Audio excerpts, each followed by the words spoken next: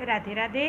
कक्षा 12 के सभी साहित्यिक और सामान्य बच्चों को मेरा प्यार भरा राधे राधे। बेटा, ये मोबाइल चूँकि ख़राब हो गया था तो इसको बनवाने में समय लग गया, इस कारण से आप लोगों के पास लेक्चर नहीं पहुंच पाया। इसके लिए मुझे बहुत खेद है, बहुत दुख है कि आपका जो कोर्स है वो थोड़ा सा पीछे हो रहा है मेरी तरफ से। तो इसके लिए आप सभी को मैं सॉरी बोलती हूँ। अब जो कि मशीनरी है ख़राब हो गया था और यहाँ बन नहीं पा रहा था, इलाहाबाद से बनवाने में थोड़ा सा हमको समय लग गया, तो इसी कारण से ये आप लोगों के पास मेरा लेक्चर नहीं पहुँच पाया।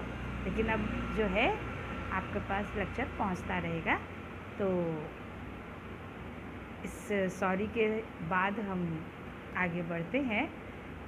आप लोगों में से काफ़ी लोगों ने मुझसे ये कहा कि मैं ग्रामर पोर्शन पढ़ाऊँ।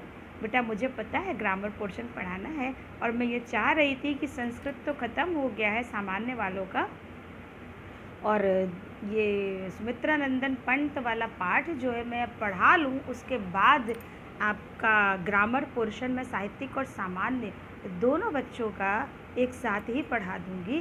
क्योंकि बहुत पहले अगर मैं पढ़ा दूँगी और फिर इसको पढ़ाऊँगी तो आप लोग हो सकता है थोड़ा सा अभ्यास न कर पाने की वजह से भूल जाएं। तो आप लोग बिल्कुल निश्चिंत रहिए, सुमित्रानंदन पंत पाठ ख़त्म होते ही मैं व्याकरण शुरू कर दूँगी और आप लोग की जो इच्छा है वो भी पूरी हो जाएगी। तो इसलिए थोड़ा सा जो है आप लोग वेट कर लीजिए, मेरा व्याकरण का लेक्चर जल्द ही आप लोगों के पास पहुंचेगा। तो नौका विहार जो मैंने आपको पहले पढ़ाया, आप लोगों को अच्छे से समझ में आया या नहीं?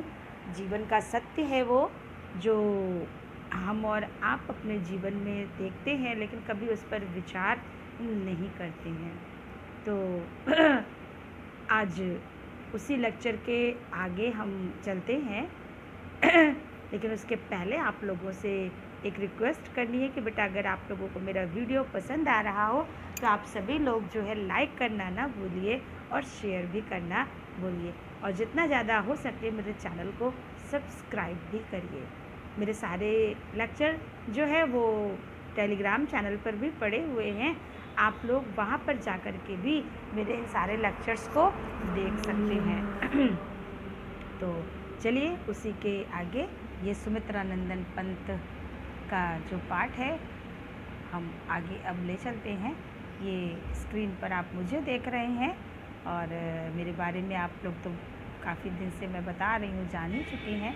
MA BA मेरी क्वालिफ़िकेशन है, B.Ed भी है, और लगभग 15-16 साल से मैं पढ़ा रही हूँ। इस बार भी आपको बता दूँ कि मेरे पढ़ाए हुए कक्षा 12 के हिंदी के बच्चे जो है अबव 85 और 90 के बीच में नंबर ले आए हैं। और इसके साथ साथ हाई स्कूल में भी मैं पढ़ाती थी, हाई स्कूल में भी बच्चे 95 नंबर तक ले आए हैं। तो मुझे तो उम्मीद थी 98 तक, लेकिन 95 तक ही मुझे पता चला है, क्योंकि अभी तक बच्चे स्कूल नहीं आ रहे हैं और मार्कशीट भी मैंने सबकी नहीं देखी है। तो 95 तक मुझे पता चला है, और इसके आगे किसी का हो तो मैं नहीं बता सकती हूँ। और हाई स्कूल का लेक्चर मैं नहीं दे पा रही हूँ इस साल, अगले साल कोशिश करूँगी कि हाई स्कूल का भी पूरा कंटेंट्स आपको दे सकूँ। तो अगर आप लोगों को अबव 90 लाना है, 90 के आसपास नंबर लाना है, तो आप सभी लोग मेरे चैनल को सब्सक्राइब करिए और मेरा लेक्चर देखना ना भूलिए। जो एक्सपीरियंस है, 15-16 सालों का एक्सपीरियंस है, उस एक्सपीरियंस से ही मैं बच्चों को तैयार करती हूँ जिससे कि वो अधिक से अधिक नंबर ला सकें। ये सुमित्रानंदन पंत का जो जीवन परिचय है वो है, जिसके बारे में मैं आपको बता चुकी हूँ। और इसी के आगे चलते हैं। नौका विहार सुमित्रानंदन पंत जी का लिखा हुआ है, जो कि वो काला काकर में आए थे और वहाँ पर उन्होंने गंगा जी में नौका विहार किया था, उसी का उन्होंने बड़ा ही सुंदर वर्णन यहाँ पर किया हुआ है। तो आज जो है आखिरी इसी का है, पैरा 6 है। ज्यों ज्यों लगती है नाव पार, उर में आलोकित शत विचार, इस धारा सी जग का क्रम, शाश्वत इस जीवन का उद्गम। यहाँ पर पंत जी जो है नौका विहार के अनुभव का वर्णन कर रहे हैं और किस प्रकार से इस नौका विहार का संबंध उन्होंने मनुष्य के जीवन से जोड़ा है।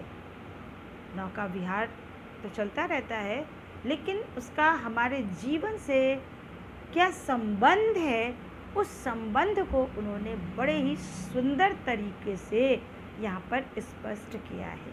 वो कहते हैं कि ज्यों ज्यों लगती है नाव पार, उर में आलोकित शत विचार। उर माने हृदय, आलोकित माने प्रकाशित होना या जागना, शत माने सैकड़ों। कवि कहते हैं कि जैसे जैसे हमारी नाव दूसरे किनारे की ओर बढ़ने लगती है, ज्यों ज्यों लगती है नाव पार। पंत जी कहते हैं जैसे जैसे हमारी नाव दूसरे किनारे की ओर बढ़ती जाती है, उर में आलोकित शत विचार, वैसे वैसे मेरे हृदय में सैकड़ों विचार उठने लगते हैं। क्या विचार उठता है? इस धारा सी जग का क्रम। धारा सी उपमा अलंकार, धारा के समान, जग माने संसार, शाश्वत माने जो सदैव सत्य हो, इस जीवन का उद्गम। फिर से देखिए, ज्यों ज्यों लगती है नाव पार, उर में आलोकित शत विचार। कवि पंत जी कहते हैं कि जैसे जैसे हमारी नौका दूसरे किनारे पर लगती है या बढ़ती जाती है, वैसे ही वैसे मेरे हृदय में सैकड़ों विचार उठने लगते हैं और हम सोचते हैं कि इस संसार का क्रम भी इस जलधारा के समान ही चलता रहता है। इस धारा सी जग का क्रम। तो कहते हैं मेरे मन में ये विचार उठता है कि इस संसार का जो क्रम है वो भी इस जलधारा के समान ही चलता रहता है। शाश्वत इस जीवन का उद्गम, शाश्वत है गति शाश्वत संगम। जिस प्रकार धारा निरंतर आगे की ओर बढ़ती जाती है और कभी समाप्त नहीं होती है, जो जल आगे बढ़ जाता है वो स्थान खाली नहीं होता, पीछे से आने वाला जल उसका स्थान ले लेता है। और ठीक उसी प्रकार शाश्वत इस जीवन का उद्गम, ठीक उसी प्रकार इस जीवन का उद्गम भी शाश्वत सत्य है। जलधारा के समान ही जीवन की गति शाश्वत है, शाश्वत संगम, तथा मिलन भी शाश्वत है। अर्थात आत्मा का परमात्मा से मिलन भी शाश्वत है। तो कब पंत जी कहते हैं इस धारा सी जग का क्रम, पंत जी कहते हैं कि इस संसार का क्रम भी इस जलधारा के समान ही चलता रहता है। जिस प्रकार धारा निरंतर आगे बढ़ती रहती है, कभी समाप्त नहीं होती है, जो जल आगे बढ़ जाता है पीछे से आने वाला जल उसका स्थान ले लेता है, ठीक उसी प्रकार शाश्वत इस जीवन का उद्गम, ठीक उसी प्रकार जीवन का उद्गम भी शाश्वत है। जलधारा के समान ही जीवन की गति और मिलन भी शाश्वत है। अर्थात जन्म भी होता है, मरण भी होता है, जन्म के साथ जगह खाली नहीं होती है, मृत्यु के बाद स्थान खाली नहीं होता है, मर के चला जाता है, उसकी जगह दूसरा कोई आ जाता है। शाश्वत है गति, निरंतर ये जीवन चलता रहता है, कभी रुकता नहीं, शाश्वत संगम। और इसी तरह से जिस तरह से जल जो है समुद्र में जाके मिल जाता है, ठीक उसी प्रकार से मनुष्य की आत्मा भी एक दिन जा करके परमात्मा में मिल जाती है। अर्थात ये शाश्वत सत्य है कि जो आया है वो जाएगा भी। शाश्वत नभ का नीला विकास, शाश्वत शशि का यह रजत हास। रजत माने चांदनी, हास माने हंसी। फिर वो कहते हैं कि शाश्वत नभ का नीला विकास, नभ माने आकाश, आकाश का नीला रंग भी शाश्वत सत्य है, शाश्वत शशि का यह रजत हास। और चंद्रमा, शशि माने चंद्रमा, और चंद्रमा की यह चांदनी जैसी हंसी भी शाश्वत है। शाश्वत लघु लहरों का विलास, विलास माने क्रीड़ा, और इन छोटी छोटी लहरों का क्रीड़ा करना भी शाश्वत सत्य, अर्थात जब तक नदी है तब तक लहरों की क्रीड़ा भी शाश्वत सत्य है।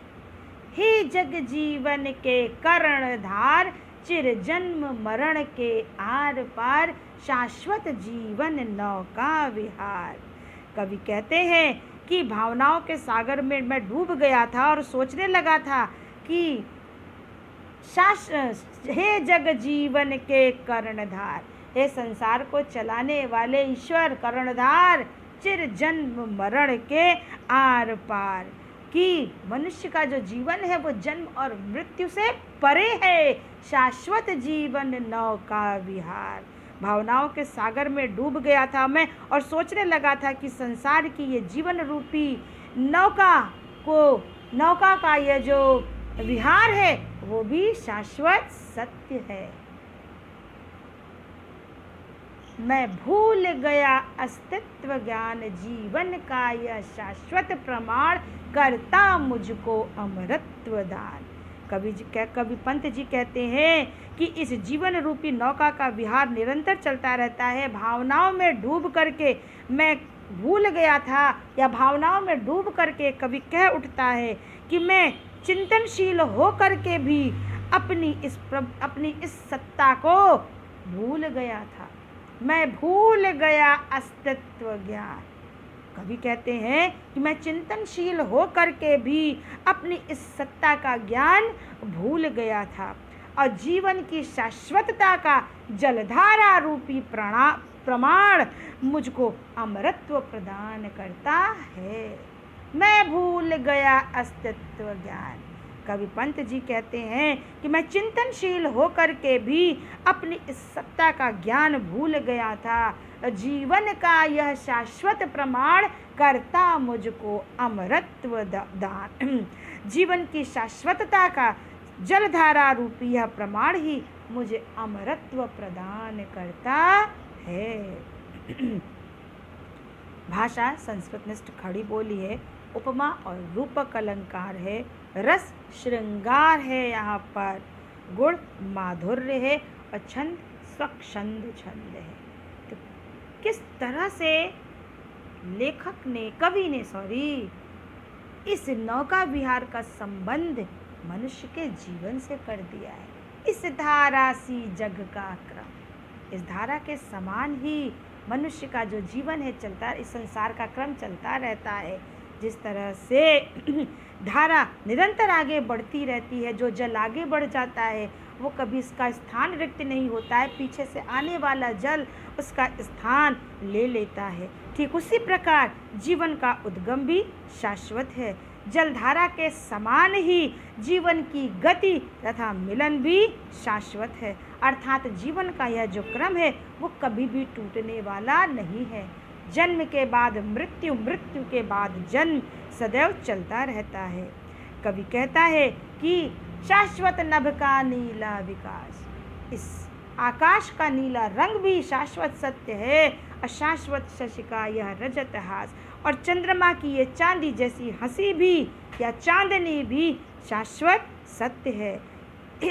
ठीक इसी प्रकार लहरों का ऐश्वर्य भी निरंतर शाश्वत, लघु लहरों का विकास, ठीक इसी प्रकार लहरों का ये क्रीड़ा भी शाश्वत सत्य है। हे जग जीवन के कर्णधार, चिर जन्म मरण के आर पार। कवि सोचने लगते हैं कि संसार की जीवन रूपी नौका को चलाने वाले हैं भगवान। ये जन्म के पश्चात सदैव मृत्यु आती है और मृत्यु के पश्चात सदैव जन्म आता है। शाश्वत जीवन नौका विहार, इस प्रकार यह जीवन रूपी नौका का जो विहार है वो निरंतर चलता रहता है।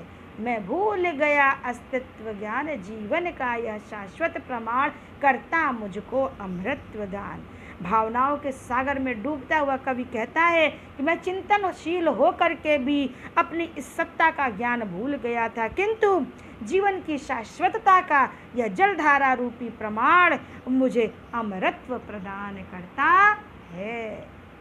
आगे आपको समझ में कितना बढ़िया उन्होंने ये संबंध जोड़ा है। वास्तव में मनुष्य इस सत्य को जानता है, लेकिन इस सत्य के बाद भी उस सत्य से सदैव मुकरता है कि इस संसार में सत्य केवल ईश्वर है, जो आया है वो जाएगा, यहाँ कुछ भी स्थायी नहीं है, सब नश्वर है, लेकिन इस सत्य को वो कभी भी स्वीकार नहीं करता है। तो बेटा ये था आपका 9 का विहार जो मैंने खत्म किया। इसके बाद जो है परिवर्तन, सुमित्रानंदन पंत जी का ही पढ़ाया हुआ है, जो आपके कोर्स में था, लेकिन इस वर्ष 30% के कोर्स में वो परिवर्तन हटा दिया गया है। मुझे बड़ा अफसोस है, क्योंकि परिवर्तन जीवन का सत्य है। इस कविता को प्रत्येक व्यक्ति को जरूर पढ़ना चाहिए। ये संसार परिवर्तनशील है, प्रत्येक क्षेत्र परिवर्तनशील है, लेकिन अफसोस की बात कि आपके कोर्स से ये परिवर्तन हटा दिया गया है। और जो है अब मैं इसीलिए नहीं पढ़ा रही हूँ, क्योंकि मैं पढ़ाऊँगी भी तो कोर्स में ना होने के कारण आप लोग पढ़ेंगे नहीं। खैर कोई बात नहीं, मैं जो उसके आगे आपको पढ़ा देती हूँ जो आपके कोर्स में है, तो आप उसे पढ़ लीजिए, और जब चैप्टर ख़त्म हो जाएगा, अगर समय रहेगा तो मैं अवश्य जो है उसे पढ़ा दूँगी। तो इसके बाद है आपका बापू के प्रति। यहाँ पर बापू के प्रति में पंत जी जो है वो महात्मा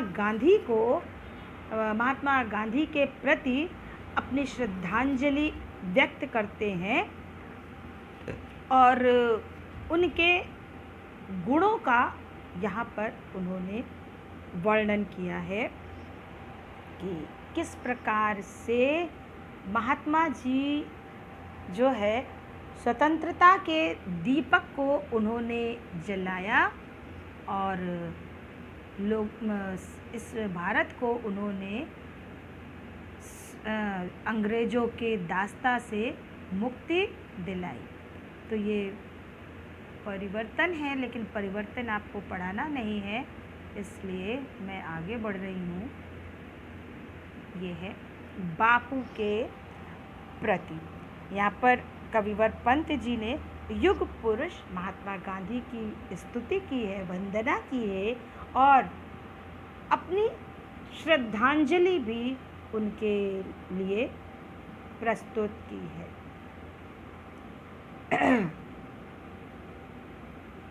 तो चलिए बापू के प्रति पंत जी का पढ़ाया हुआ ये पाठ है, हम आपको पढ़ा दे रहे हैं।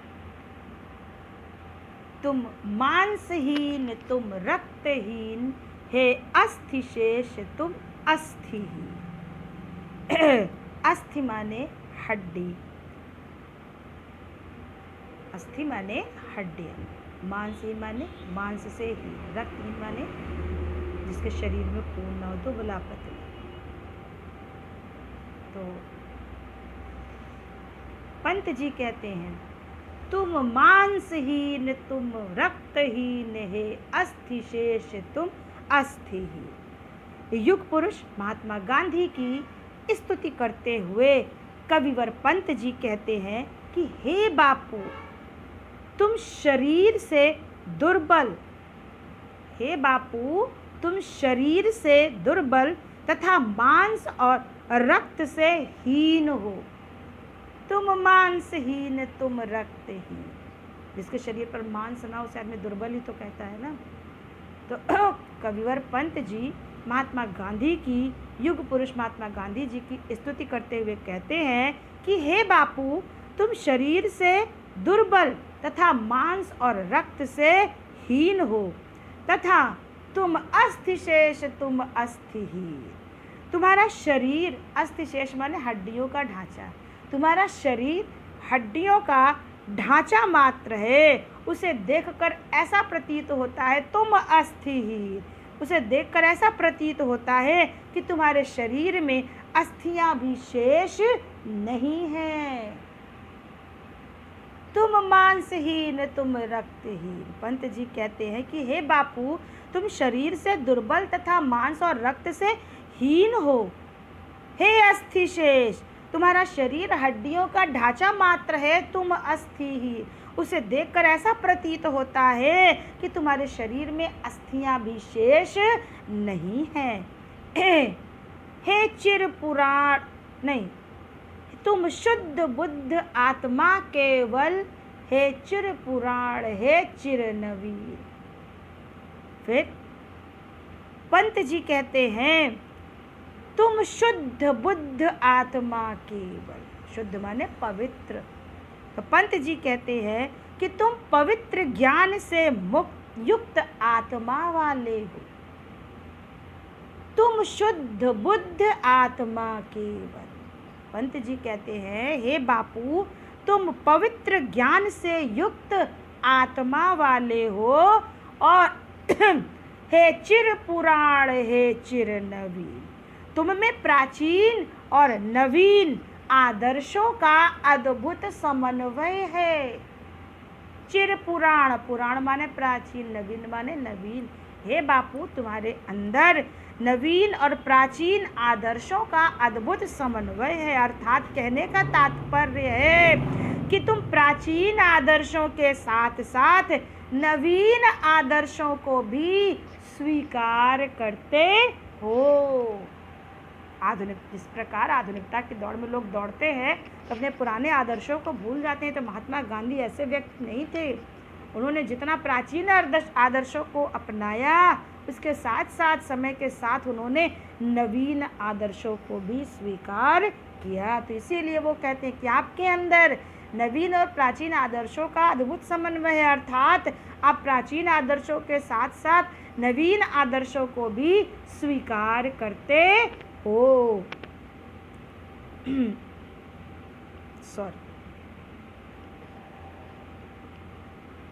तुम पूर्ण इकाई जीवन की, जिसमें असार भव शून्य ले। फिर पंत जी कहते हैं हे बापू, भव माने संसार, तुम पूर्ण इकाई जीवन की। हे बापू, तुम में जीवन की पूर्णता है, पूर्ण इकाई जीवन की। तुम्हारे अंदर जो है जीवन की पूर्णता है, जिसमें असार भव शून्य। असार माने झूठा या सारहीन, जिसमें संसार की समस्त सारहीनता लीन हो जाएगी। तो तुम पूर्ण इकाई जीवन की। हे बापू, तुम में जीवन की पूर्णता है, जिसमें असार भव शून्य लीन, जिसमें विश्व की समस्त असारता या सारहीनता लीन हो जाएगी। आधार अमर होगी, जिस पर भावी की संस्कृत समासीन। समासीन का मतलब है उचित प्रकार से प्रतिष्ठित करना। फिर वो कहते हैं आधार अमर होगी जिस पर। पंत जी कहते हैं हे बापू, तुम्हारे ही जीवन के आदर्शों पर आधार अमर होगी, जिस पर भावी की संस्कृति समासीन। भावी माने भविष्य की, संस्कृति समासीन माने प्रतिष्ठित होना। तो पंत जी कहते हैं हे बापू, तुम्हारे ही जीवन के आदर्शों पर भविष्य की संस्कृति और सभ्यता उचित प्रकार से प्रतिष्ठित होगी। आ गया समझ में? चलिए उसी के आगे। तुम मांस तुम ही हो, रक्त अस्थि।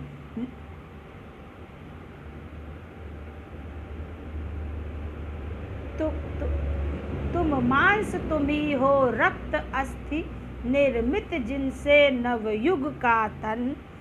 तुम धन्य तुम्हारा निःस्वत्याग है, विश्व भोग का वर साधन। इतना छोटा लिखा है, चश्मा नहीं है, पढ़ने में दिक्कत हो रही है इसीलिए।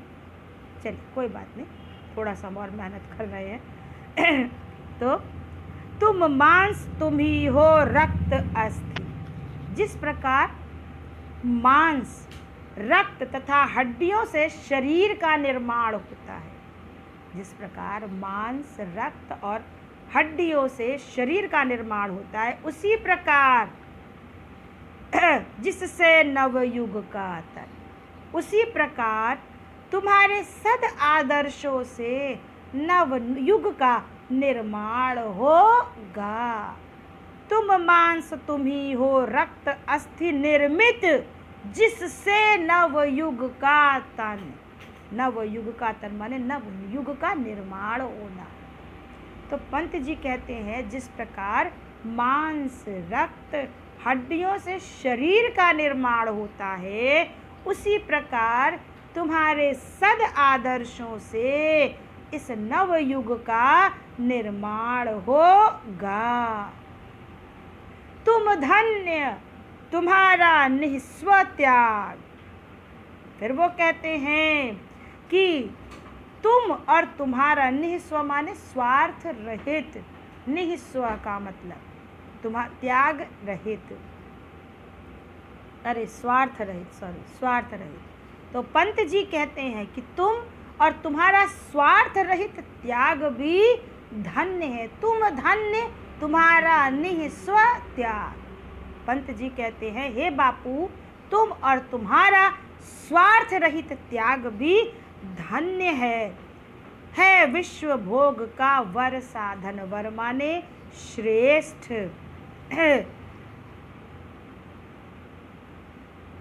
तुम्हारा निस्वार्थ भाव से किया गया त्याग जो है, वो भारत को स्वतंत्र करा करके भारतवासियों को स्वतंत्रता प्रदान करेगा।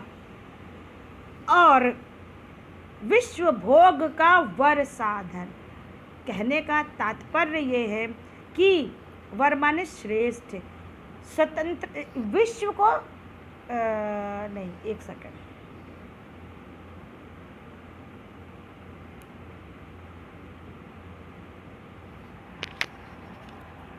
फिर से देखिए।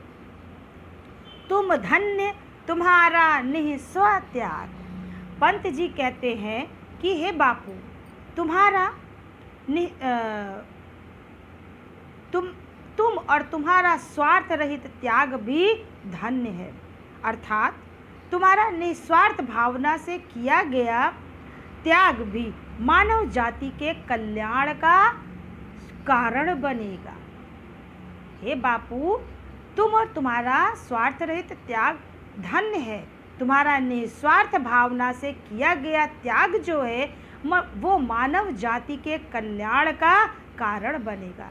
अर्थात कहने का तात्पर्य ये है कि तुमने अपनी समस्त कामनाओं को त्याग करके जो भारत को स्वतंत्र कराया है, या भारत को जो स्वतंत्रता दिलाई है, वो स्वतंत्रता आजीवन संसार के लिए श्रेष्ठ साधन का कार्य करेगा। अर्थात ये संसार हिंसा को त्याग कर अहिंसा के मार्ग पर चल करके इस संसार में सुख और शांति की स्थापना करेगा।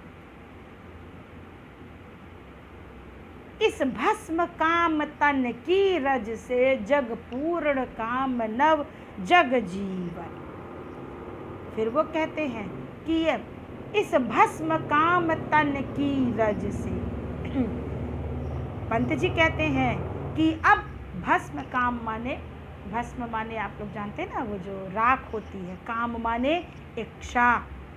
तो वही पंत जी कहते हैं कि यह नवीन जगत, अब यह जो नवीन जगत है, अपनी इच्छाओं और भावनाओं को भस्म करके, इस भस्म काम, अपनी भावनाओं और इच्छाओं को भस्म करके, जला करके, तन की रज, तन माने शरीर, रज माने धूल, उसकी धूल से अपने शरीर को की भावनाओं को जब त्याग करेगा तो क्या बन जाएगा? राख। तो उसकी धूल से। तो वही पंत जी कहते हैं, इस भस्म काम तन की रज से जग पूर्ण काम नव जग जीवन। नव माने नवीन। तो पंत जी कहते हैं अब ये नवीन जगत अपनी इच्छाओं और भावनाओं को भस्म करके उसकी धूल से सत्य और अहिंसा के सिद्धांत को प्राप्त करेगा। अपनी इच्छाओं और भावनाओं को नष्ट करेगा और फिर उसकी धूल से सत्य और अहिंसा के सिद्धांत को प्राप्त करेगा। बीनेगा सत्य अहिंसा के ताने बानों से मानवपन। जिस प्रकार ताने बानों के योग से सुंदर वस्त्र बन करके तैयार होता है, तो ताना बाना होता है ना, जिस पे सूत काटते हैं, तो उसी को बोलते हैं ताना बाना।